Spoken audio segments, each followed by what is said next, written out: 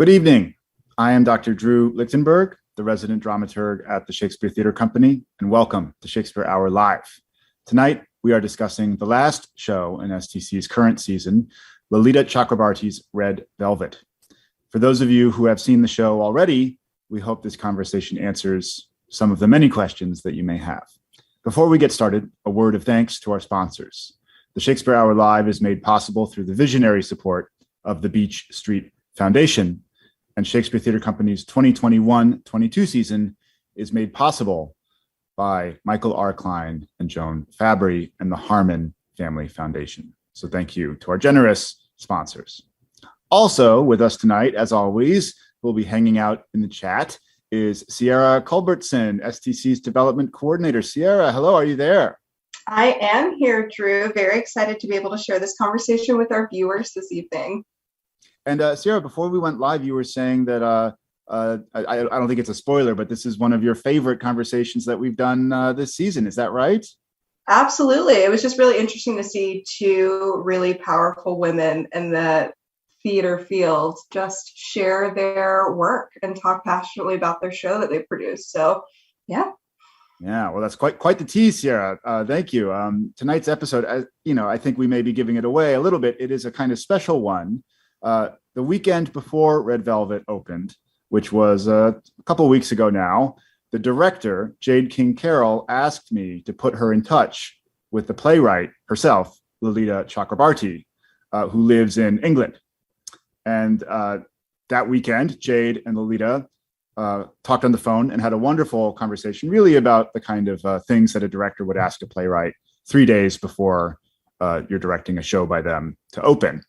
But the following week after that, it was such a good conversation that Jade, Lolita, and I all reconvened to record a conversation about the play. And we decided we would pre-record it because of the time difference in England. Lolita is such a nice person, such an interesting person, such a talented playwright with so much wealth of knowledge to share about Ira Aldridge that we really wanted to get her perspective on Red Velvet. So since the conversation tonight is pre-recorded, I just want to reassure all of our viewers that there is still a live component. For the first time ever in 53 episodes, I, Dr. Drew, will be hopping over to Vimeo to join the chat, sharing some comments, some links about relevant dramaturgical research that I did as the conversation goes along. So I'm a little bit nervous. I feel like I'm jumping into a cold pool, but I hope that all of you will receive me warmly and in the right spirit. Also, before we let Lolita and Jade talk, I just want to say that this is the last Shakespeare Hour Live of this season, but it is not the last episode of the Shakespeare Hour Live. Please join us next season as we will continue to share stories that show us who we are, where we have been, and where we are going. We will be digging into each of the productions with our customary mix of special guests from all around the world and in-depth conversations. And the special news that I have to tell all of you, our loyal viewers, is that due to the popular success of our 3-part discussion of The Merchant of Venice, we will be doing it again, twice. We will be hosting 3 episodes each on Shakespeare's 2 masterpieces, Much Ado About Nothing and King Lear. I can't wait. I'm so excited. I want to have those conversations right now. So next season, we'll be doing 10 new episodes of the Shakespeare Hour Live, all of the shows plus 3 each on the Shakespeares. Now, before Lolita and Jade, let me introduce them, our panelists, in our conversation. Lolita Chakrabarti is an award-winning writer who has also been working as an actor on stage and screen for over 30 years. Her recent work includes the play Him, which was live streamed and performed live at the Almeida Theatre in London and shown on Sky Arts. She has adapted The Life of Pi by Jan Martel and Italo Calvino's Invisible Cities for the West End. She curated The Greatest Wealth, a series of 8 monologues in honor of the 70th birthday of the National Health Service for the Old Vic, formerly known as the Royal Coburg Theatre, where Ira Aldridge made his London stage debut. In 2020, Bloomsbury published Adrian Lester and Lolita Chakrabarti, A Working Diary, charting a year in the life of Lolita and her husband and frequent collaborator, the actor and director Adrian Lester, who originated the role of Ira in the original production of Red Velvet. And Lolita's play, Red Velvet, premiered at the Tricycle Theatre in London in 2012 and has since been produced around the world. In 2021, Chakrabarti was awarded an OBE, or Officer of the Order of the British Empire, for her services to drama. Jade King Carroll is an award-winning director who specializes in new play development, but also has a long history directing the classics, including work here at the Shakespeare Theatre as an assistant director on Michael Kahn's production of the Oedipus plays starring Avery Brooke, which traveled to Athens, Greece. Jade is a multiple-time collaborator with Dominic Morisseau, Dale Orlander-Smith, and Shisa Hutchinson.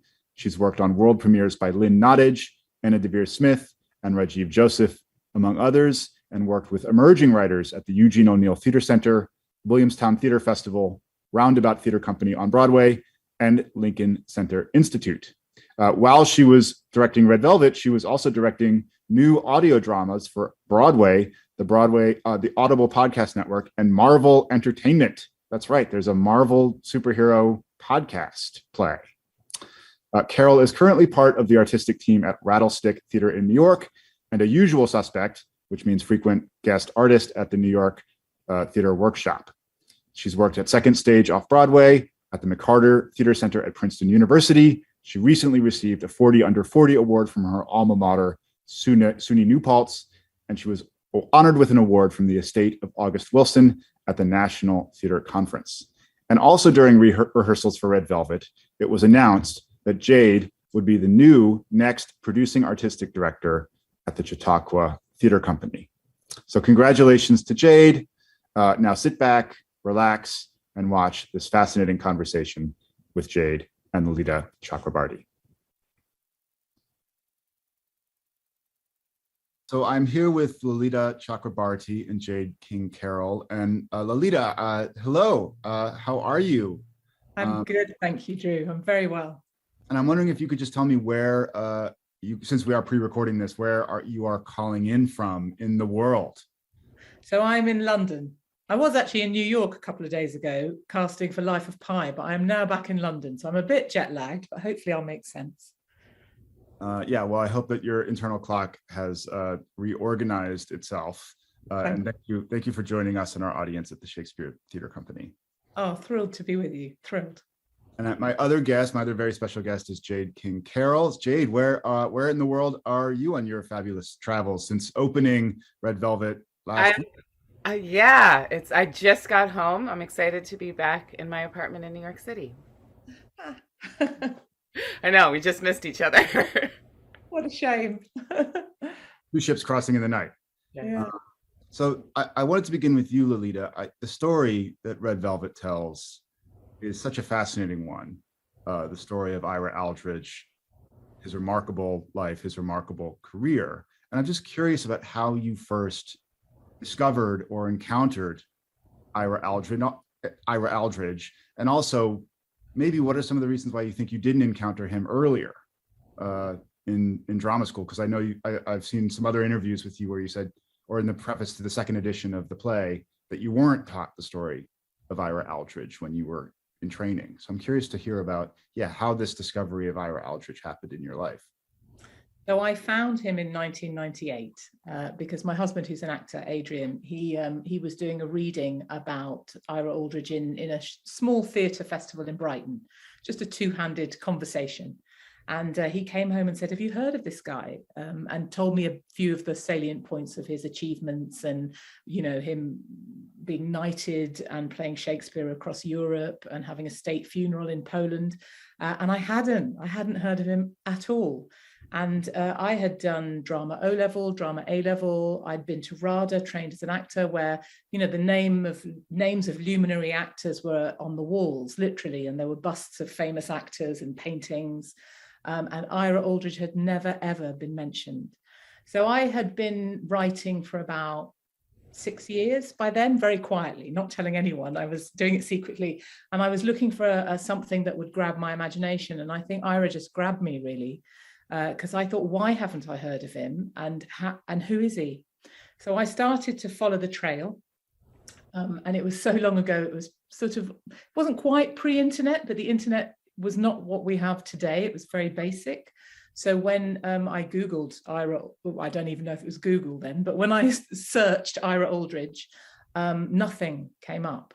And I ended up at libraries. So we had a theatre museum library in London, and they held articles and books. Well, one book about Ira Aldridge, actually. When I say books, that sounds extravagant. It was one book, and it was Mildred Stock and Herbert Marshall's book of, it's Herbert Marshall, Ira Aldridge, the Negro Tragedian. And I read it like back to front to back several times in that library. And then I spent 15 years researching him.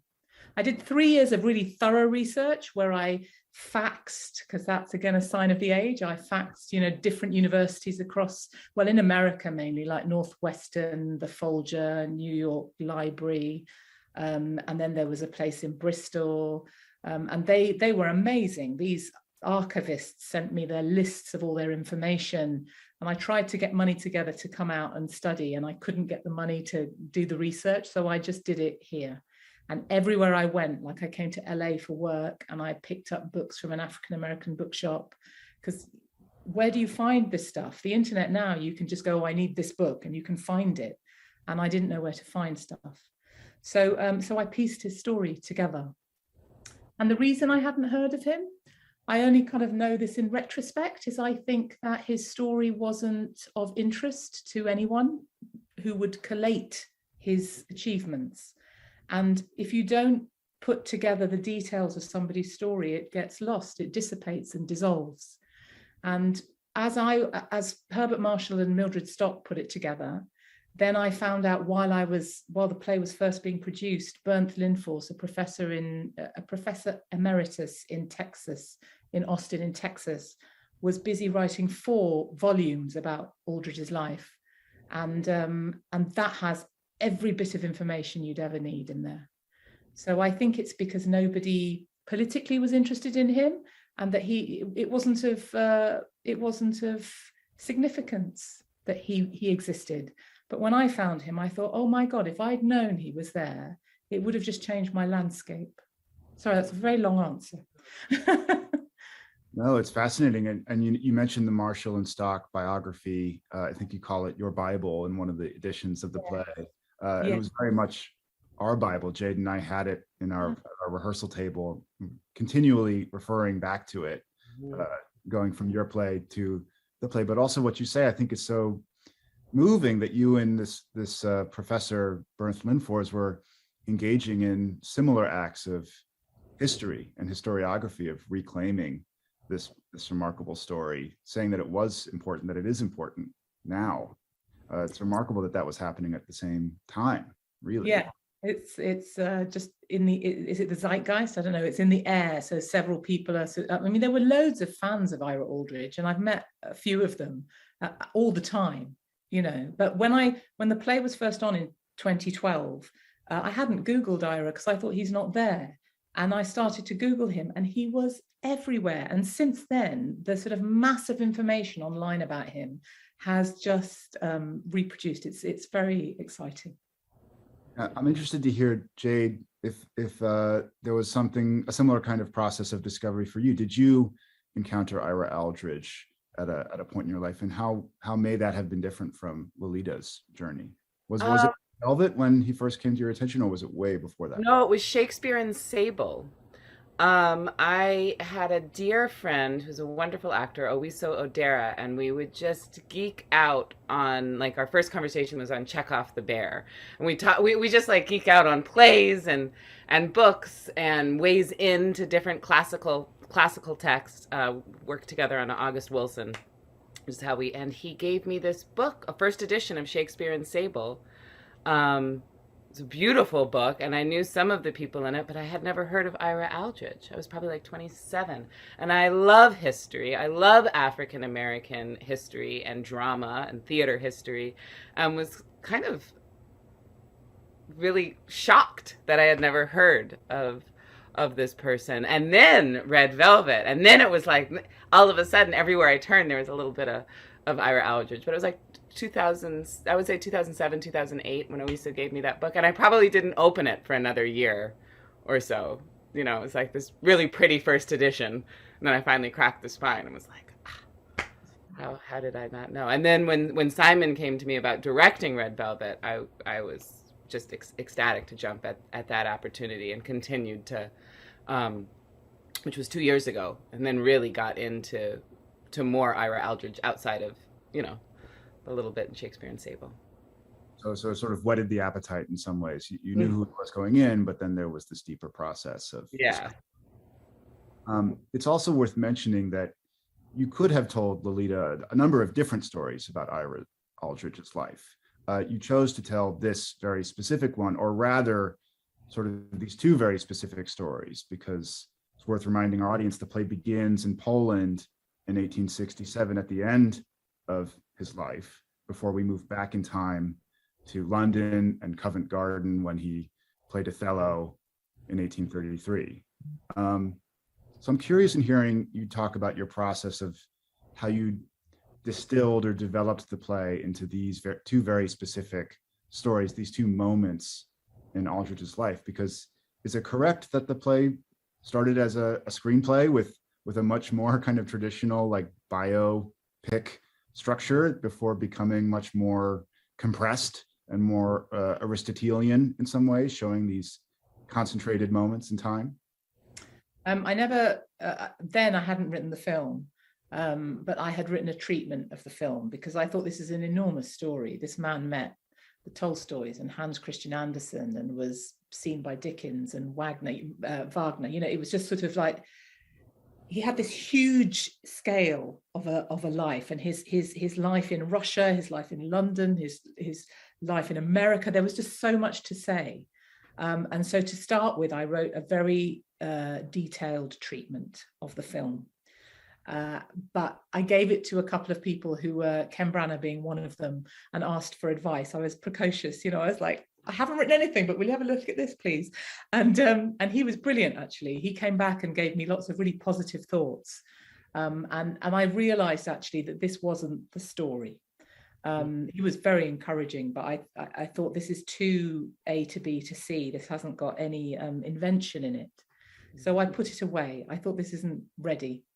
And then a few years later, a friend of mine said, why don't you write the play? Because it will be quicker. And I did write the play, but it wasn't quicker because then you have to find what is the story. So I wrote about 30 drafts of the play in the end, but I was an inexperienced writer when I began, and it really carved my technique and ability. And there are characters underneath it that I still feel the ghosts of. You know, the Wilberforces were in it at some point. Edmund Kean was in it at some point. We went to Mr. Brown's Theatre in downtown New York at some point. There was all these different stories, but they all got cut as it didn't quite serve the narrative. And I guess at the end, I thought, well, I combined my experience as an actor, because I guess that's what was going on. My not ownership, but attachment to Ira was because as a fellow artist of color, I was thinking, God, the business is hard. The business is hard anyway. Being an actor is hard. But if you're an actor with something that people don't necessarily want to see, how do you navigate the industry? And I thought of Ira at Covent Garden and how it didn't quite go anywhere near what he would have wanted. And you get very few breaks in your career. You know, you're lucky if you get one. And if you get that break, you run at it, you run at the wall so that you can leap. And generally that kind of happens. Or you might have the luck to get 2 or 3 breaks. But I thought, if that break doesn't go well, then what happens? And I've met so many artists who are so successful, directors, actors, writers, I mean, like off the charts success, who are never content. I mean, it's the artist's way, right? Is to go, yeah, I did do this $1 million project, but what if? You know, I've met hugely celebrated artists who go, yeah, but I never played King Lear. And you think, but you played that other part. And that dissatisfaction with what you have. So I combined all of that sense of what would be the defining moment of a man's career and how would it affect them at the last moment of their life. You mentioned the notion of Aldridge's uncompromising artistry, which is certainly something I want to return to because it's something that I know Jade discussed a lot with the actors in the show.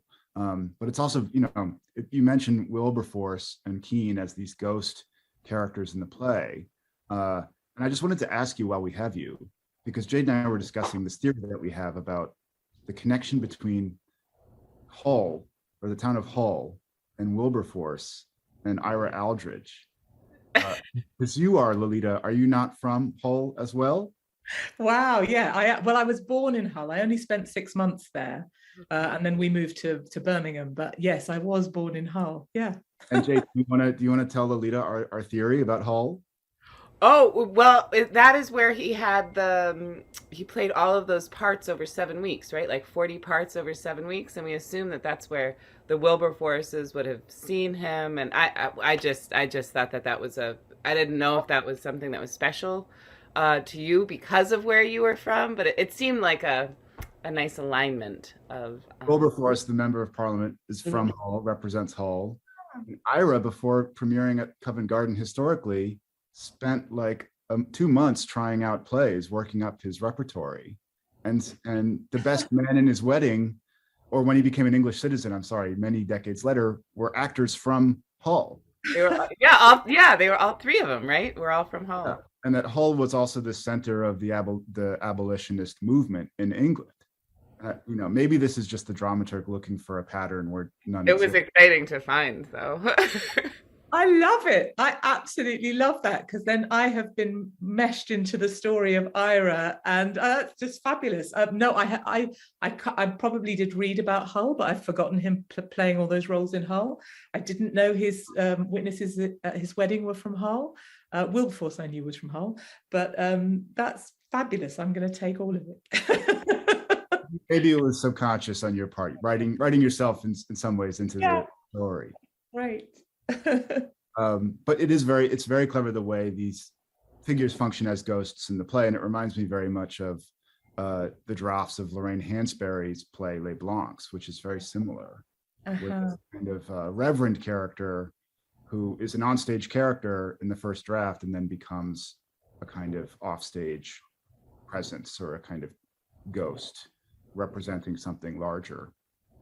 It's a real lesson to me as a writer that no draft is wasted, because even if that story arc gets cancelled and gets pushed out because it doesn't serve the narrative, somewhere lurking inside what you've written is this sort of flavor. It adds a flavor to the pot, and nothing is wasted. So it's really nice to me that those, although Wilberforce isn't even mentioned, and Thomas Clarkson made an appearance at some point, all these people were around in certain drafts. Mrs. Wilberforce, because I always want the women there, so I brought his wife in, and that they were all present, but somewhere they make it a richer flavor, I think. Well, and Jade, as the director, you are tasked with kind of coordinating these various worlds of the play. The offstage world of Ira's life and all these historical figures who he may or may not have known personally, but who certainly are linked to massively important developments. 1833 is also the year of the passage of this anti-slavery bill in Parliament in England, and you're taking us from Poland to England. So I'm curious to hear you talk about the kind of directorial challenges posed by the dramaturgy of the play, how you navigate the movement between these different worlds, and then also the fact that it's a play within a play. They're acting Shakespeare's Othello, or rehearsing scenes from Shakespeare's Othello, and then acting scenes on stage at the Covent Garden at various moments. So how did that process function for you in terms of bringing to life this relatively realistic historical play, but yet one that has all these different aesthetic colors and stylistic variations? Well, I will say that our table work was extremely helpful in just making everything really specific, knowing who all of the people were, and then allowing us to use a little bit more of our imagination to not just make it specific to the history, but personal to the characters that are on the page and that the actors were developing. So, deciding things like Ira and Margaret had been over to to the Wilberforces for dinner, or they had been in social circles at parties with Lord Brougham, or just so using a little bit more imagination, knowing the reality, but then using our creative imagination to just kind of build it out. So it felt alive and not just factual coming from the actors.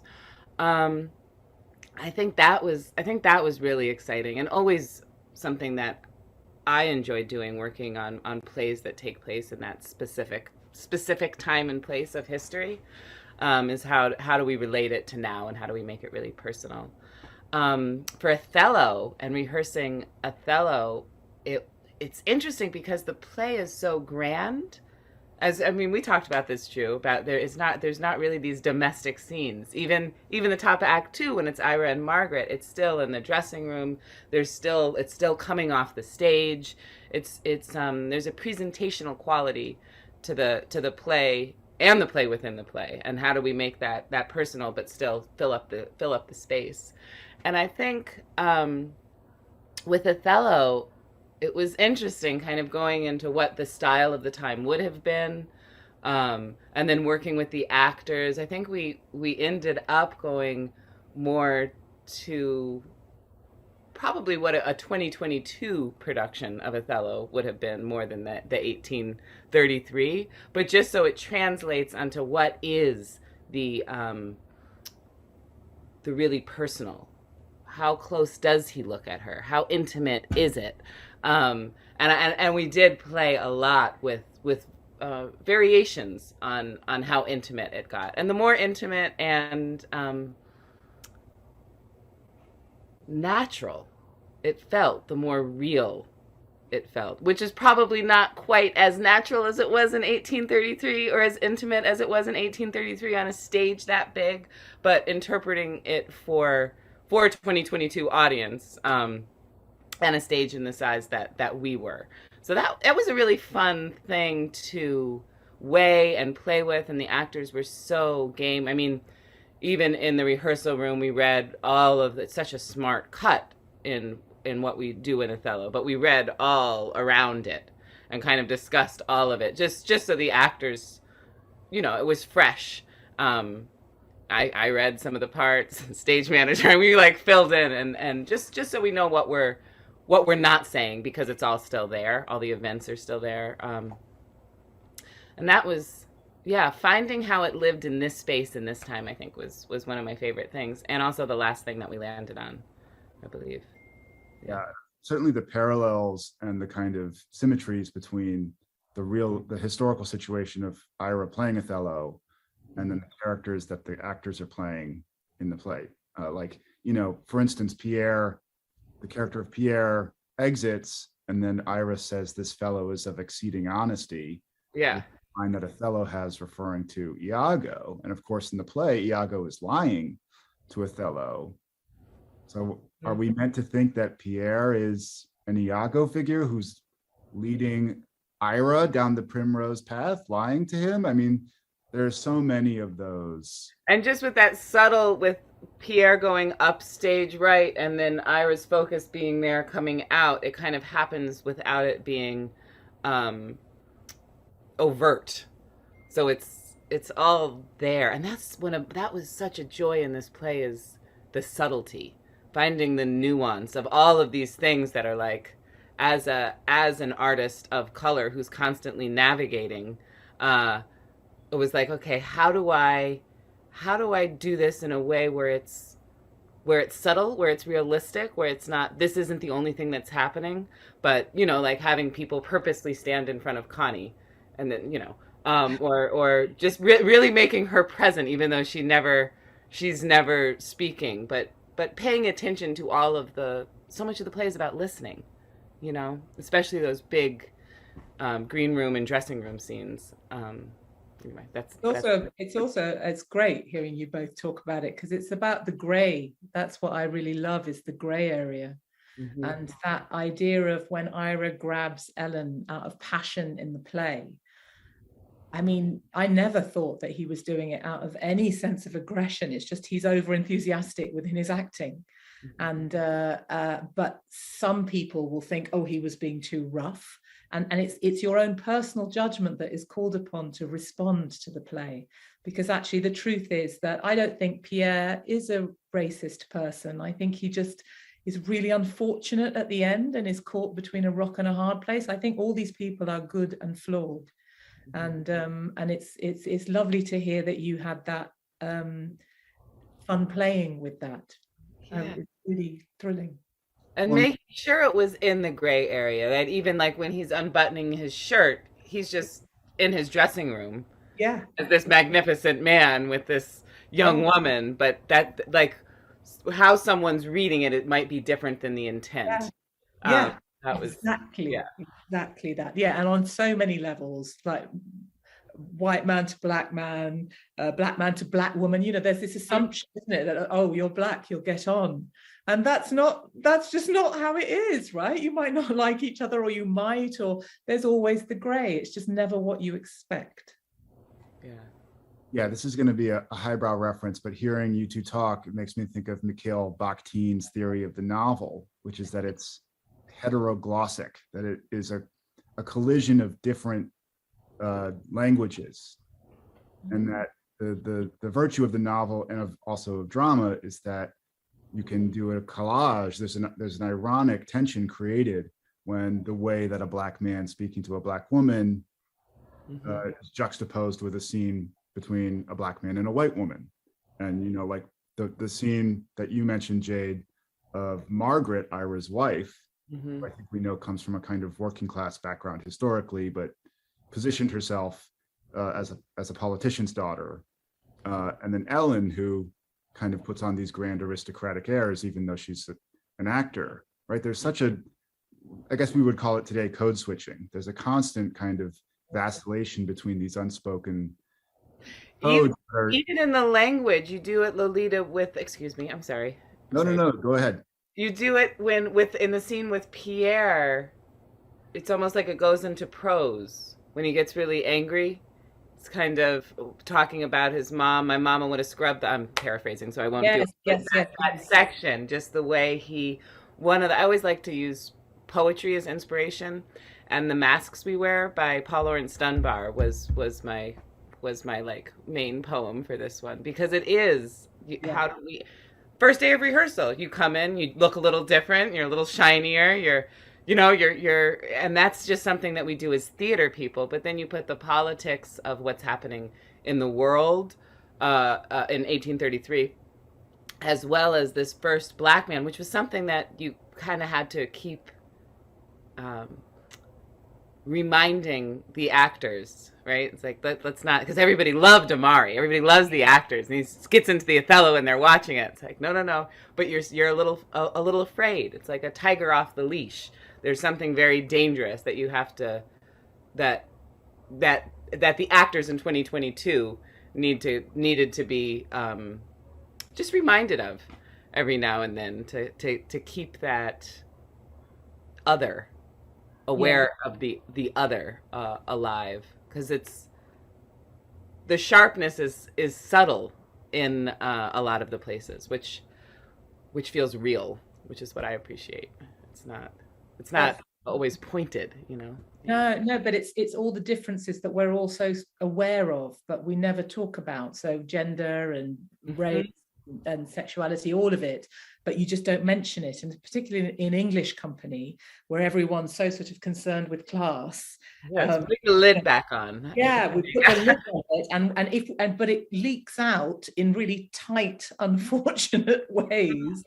I remember seeing John Carney, you know, the actor, director, writer, South African activist. He's an amazing person, in interview. And he talked about playing, I think it was Macbeth, actually, in South Africa, in Johannesburg.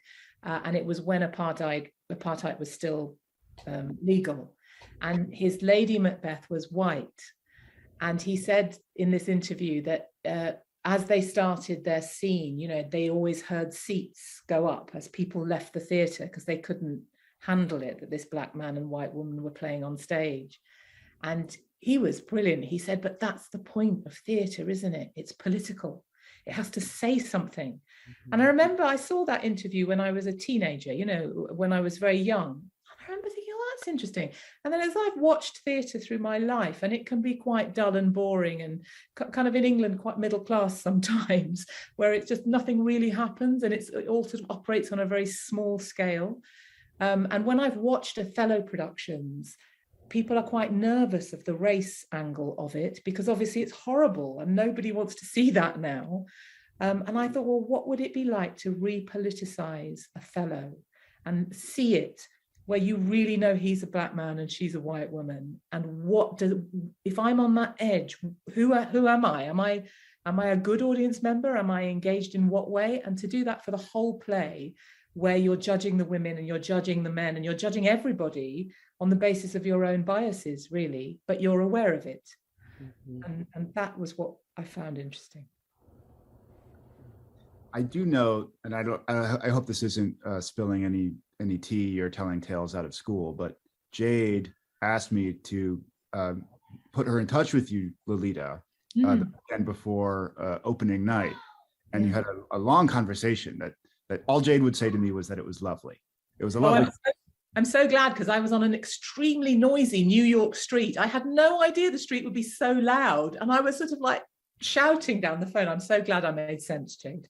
I'm really curious to know, what did you talk about? Was it about these sorts of issues of how to stage these very subtle and ambiguous ways in which we are always engaged in a kind of political theater in our real lives as well as in our consumption of culture? Or was it something more practical? Was it about how to put a certain scene over the finish line, so to speak?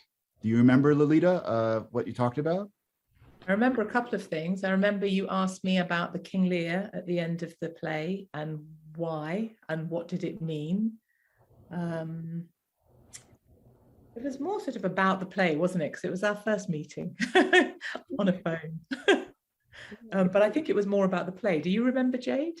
Yeah, I had questions about the end, Helena and King Lear, because it was the day before we were supposed to open. Yeah. So it was kind of getting things right over the finish line and making sure. I remember what felt very validating was that I had and the designers, we had all made these choices that felt like they were strongly in the gray, that it wasn't overtly violent. We weren't saying what happened, and that was the intention. So that was great. And then discovering that there was a second edition was probably the biggest implemented change, which I don't think we talked about, because I didn't read it until we got off the phone. And then so we did it with just voices. I decided to try it. We recorded the voices, and then they and put them in different speakers throughout the houses at the end. So the ghosts are not visual, but we hear them. And I if I do say so myself, I think it was quite effective. And we talked about the makeup as well. Yeah. At the end, that was one of the things we talked about as well. Yeah. Well, and so interesting. I find it interesting that it was with Othello and the Lear at the end, Helena's monologue, and that makeup going into the play, I thought was what I understood probably was most comfortable with, was the Lear and the Othello. And actually, at the end of the day, those were the two things that were kind of the last things to cement, which is just interesting. I do remember, Jade, you texted me quite excitedly saying, we must find this other version of the play. We played it that night, which set me on a frantic sort of wild goose chase. And it is fascinating that you came back to the play and sort of tweaked the ending. It didn't necessarily change the ending, although it shifted the emphasis in some ways. Yeah. But it's that thing that as a writer, you're always thinking that you've written what you mean. And then as people reflect it back to you, you realize you haven't. And so the first edition was published before we finished actually in rehearsal. We had a few days left of rehearsals for the first production. And then by the time the second edition was published, I knew what the end was. And I always thought that things that people say to you stay with you.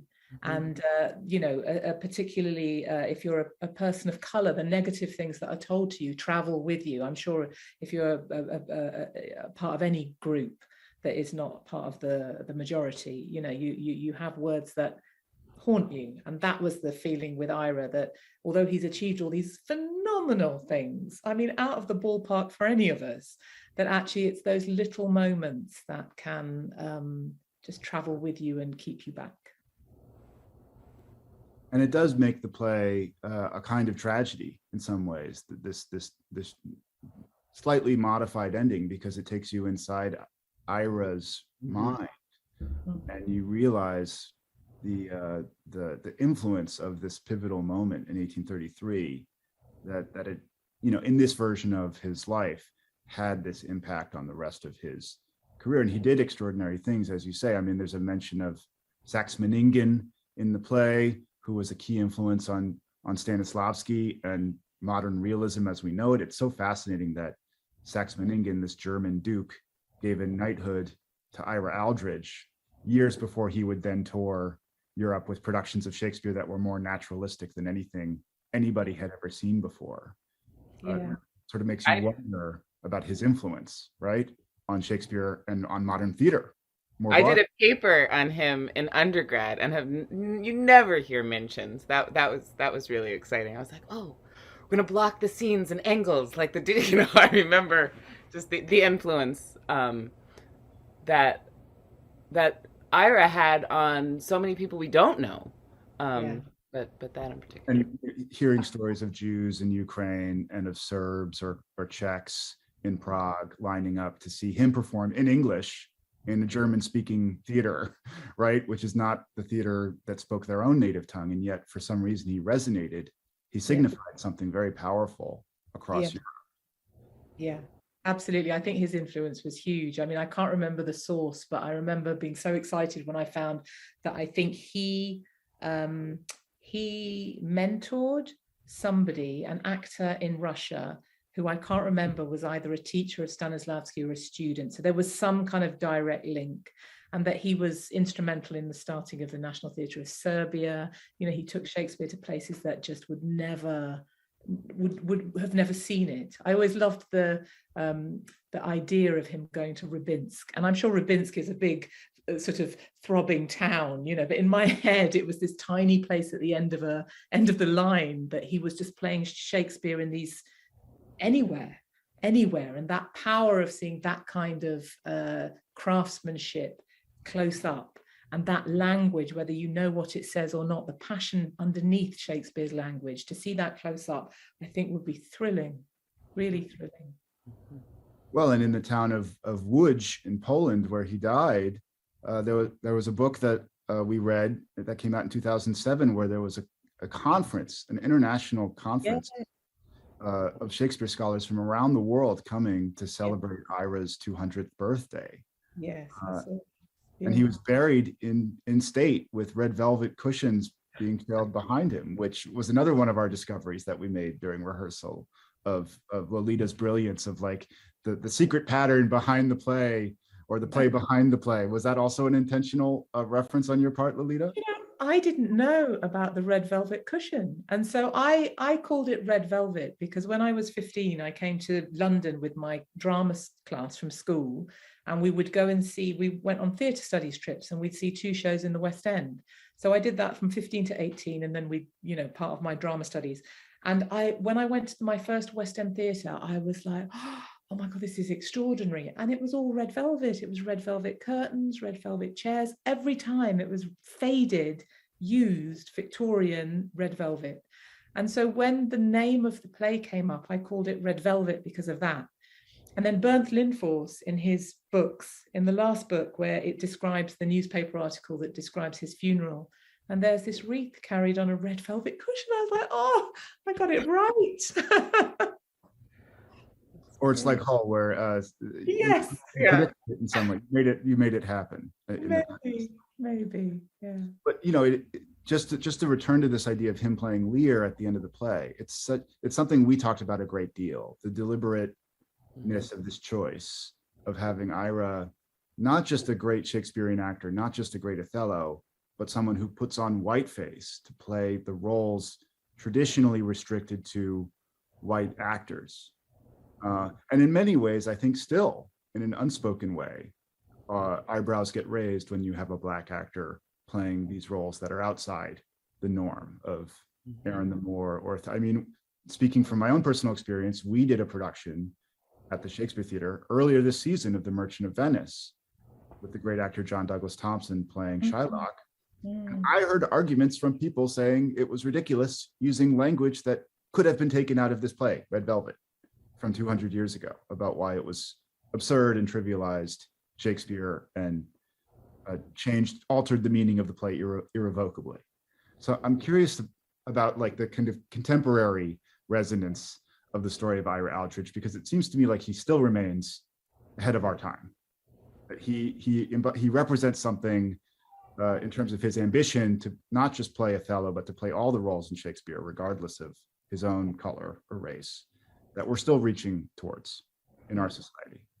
Well, my view of him is that was he ahead of his time? He was an actor and a man, and that color was, obviously he was a Black person, but that was not, it's like I don't travel my life thinking, oh, I'm a South Asian woman. I'm just who I am. And it's the people who see me and who need to register that, who put that label on me.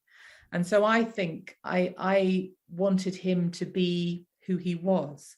And as white actors would black up to play Black roles in that time, all the way until the 1990s here in Britain, they would black up to play Othello. And I was saying, this is one thing we talked about, Jade. I said about Edmund Kean would black up to play Othello and would wear white gloves.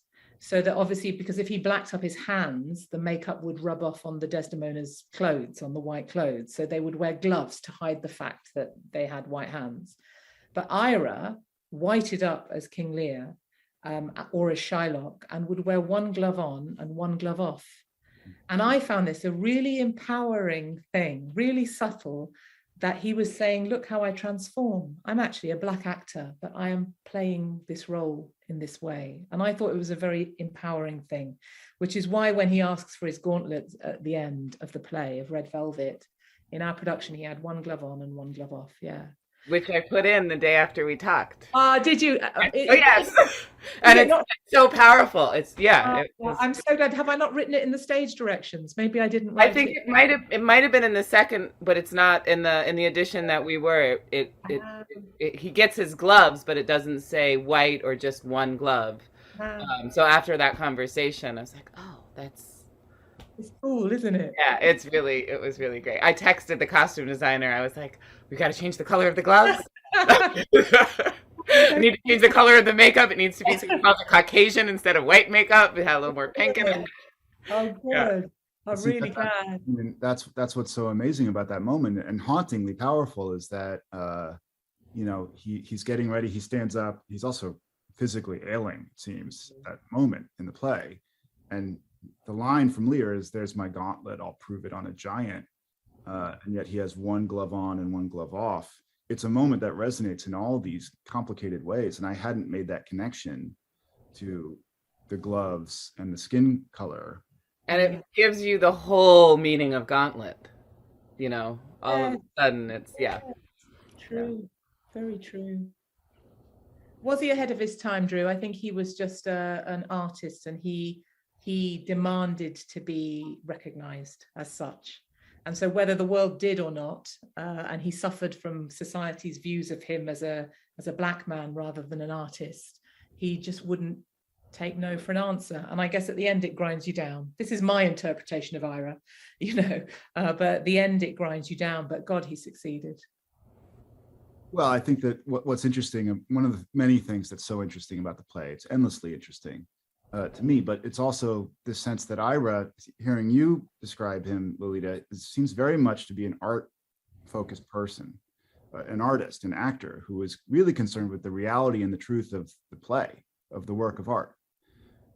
And he does acknowledge that it is a political thing, but he also wants the autonomy to be free from the kind of political scrutiny. He does not want to conform to the roles that are forced upon him in his own socio-political times and place. And yet there is the political fact of this play, and politically what it means to be producing this play, as it has been produced around the world, mostly by, I think, classical theater companies, as a way of starting a conversation about what roles belong to who in the canon, and indeed what the canon should even consist of or look like. And Jade, you are starting this amazing new chapter at the Chautauqua Theater Company as someone who's worked on both plays in the classical canon and on new works by emerging and very decorated playwrights in America. So it's interesting to kind of, I guess, end our conversation with some thinking about what the political statement of the production of the play means in this moment. And indeed, the play premiered in 2012, right, Lolita? So 10 years ago.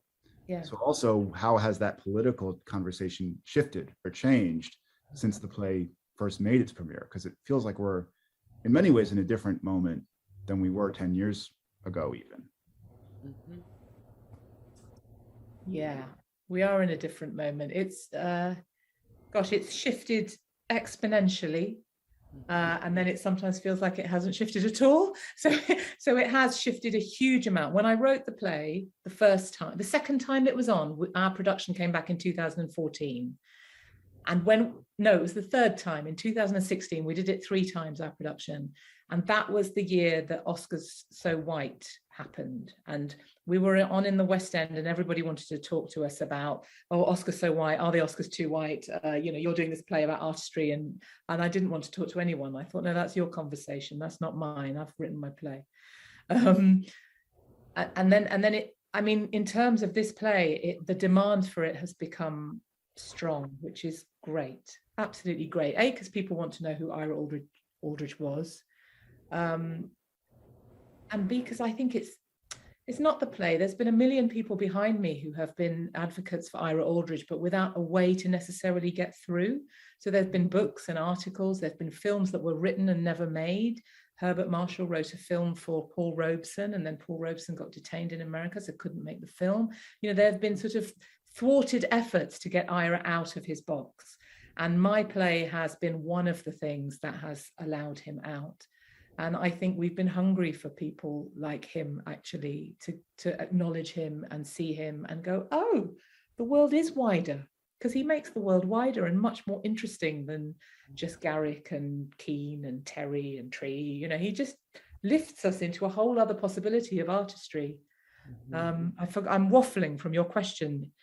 No, but I think that's important, that he's a this play, the story is a mechanism through which we can re-experience Shakespeare as something that we don't necessarily feel entirely guilty about. That Ira's faith in Shakespeare in some ways redeems the notion of these plays having resonance. Yes, there, you put it beautifully.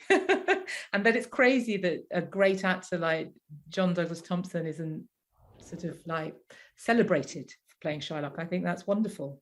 I think that we have to open things up in order to examine things in a different way, with different eyes and different flavors. Otherwise we'll just get stuck in the same track, and all of this makes all of us grow.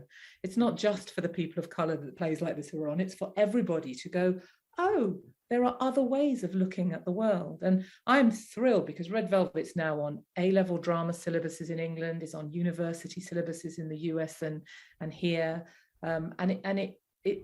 It's been, when they did an exhibition here at the British Library, and it was about 10 great acts of Shakespeare. And David Garrick was one of them, Peter Brook was one of them, and Ira Aldridge was one of them. And I met the curator and she said, oh, I saw your play. And I just didn't realize. And then she carried it. And there was all these sort of articles and elements and bits of memorabilia about Ira in this 10-person exhibition. And I was almost tearful. And there were postcards printed of portraits of him. This wonderful one of Lear, where he's in this white makeup, with his hands up in a dramatic light. And when I was doing my research, I couldn't find images of him anywhere. I couldn't find it. And then in the shop, there were these postcards for 70p. I bought loads of them. My kid thought I was crazy because I was like, oh my God, look at this postcards. Because that's progress, right? We let these people out. Everyone learns about it. And then we move on to the next. I waffled there. I'm so sorry. Jade, over to you. Oh, that was wonderful. No, I think you're absolutely right. I think in some ways, Red Velvet, you're very humble in saying all these people who have come before, but I do think that this play precipitated a paradigm shift. And now, if you go Google Ira Aldridge, not just Red Velvet, but there's images of him. The Folger has all these links on their website to the story of Ira Aldridge. He's just he has now reclaimed the place that in some ways he always should have had, and that we've gone from not thinking his story was important to documenting his story. And that one of my dear friends, my oldest friends, came to opening night, who is a Black actor, and he was like, I just want to know more about Ira Aldridge now. And then one of our prompters was a student at Howard University. And after like 2 days, it came up after she finally saw the full run, came up with tears in her eyes for Ira, for the play, but also just inspired to go. She said, "Oh, there's a whole theater at Howard named after him. I need to know more about him." So it was both of those. I think. I mean, wonderful conversations in the lobby, with lots of people I didn't know, but just that both of those people were so excited to go learn more about him. I thought great. Thrilling. It's thrilling. When we did the production in 2012, and I didn't know what the play was, I remember different groups of people would enjoy different bits of the play. And so you could hear the women really enjoying Helena, because they felt, I had women come up to me and go, God, that's me. And then you could hear the actors laughing at certain sections of all the actors, because obviously they're very funny, but when you're in the industry, you know those types. And then you could hear the Black people laughing at certain, when Connie spoke with such plainness, they went, oh yeah, there you go, there's the truth. And it was so delightful that all these different elements met and didn't necessarily have the same experience. And I loved that. And that's what's so juicy about working on the play, just as a director, is there's constantly 5 different conversations going on in those, particularly in the group scenes. But there's so many different perspectives, and they're all so truthfully drawn, and coming from different ways with different angles. There's the actor angle and the manager angle, but then protecting the politics or someone's place in society, and how you're kind of jockeying for Edmund to not come back, and so you can be bumped up. No bumping, Bernard, is our Irish favorite line, I think, to hear. There's so many different threads to make up the fabric, so many different colors. It's really satisfying to work on, and to kind of have the time in rehearsal, or make the time in rehearsal to just kind of track each character. Personally, I really love tracking Connie and just how present she always is without words, or how the younger actor looks. We decided that Bernard Ward, our older actor, I always mispronounce his name,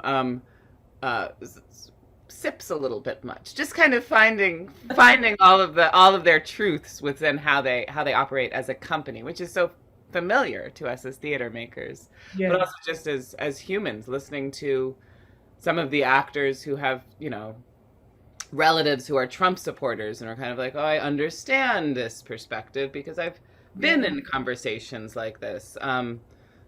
It doesn't change, right? You've got your right wing and your left wing. Yeah. And then you've got the people in between who can't quite decide, and it just doesn't change. Yeah. There is that Stanislavskian sense of a lived reality for all these characters in the play that goes off stage and into the world, which is, I think that there's such deep thought and artistry really in the dramaturgy of the play. So thank you, Lolita, for writing it. Yeah, thank you. And I think I want to be respectful of your time, because you've been so generous with us, but I've learned so much from this hour just listening to you talk, and it's been really, Jade was right, it was a lovely conversation. Thank you so much for Red Velvet, and for joining us, and Jade, also thanks of course to you, and for your brilliant, beautiful production with these amazing performances. It's really I told you this, but I meant it. It's one of the productions that will live long in my memory at the Shakespeare Theater. Oh, thank you. It's gonna live long in my memory too. It was a joy. Thank you, Lolita. And thank you, Drew. Thank you. Thrilling. It's all just thrilling that it keeps going on. You never, when you write a play, you never know that, you just don't know what's going to happen with it, right? And I don't know what, Ira put his hand on my shoulder, and I used to watch it a lot when it was first on, and every time I just felt like he was there. And who knows what links this man from 200 years ago to me in London now. But I'm just so like thrilled that he has marched on and we know who he is, and that you're doing it, and it's a lovely production. I wish I could see it. Oh, we all do too. All right. Well, from me at the Shakespeare Theater, this is me saying good night, and I'll go see Red Velvet at the Klein Theater. It's a fantastic production. You'll love it, I guarantee.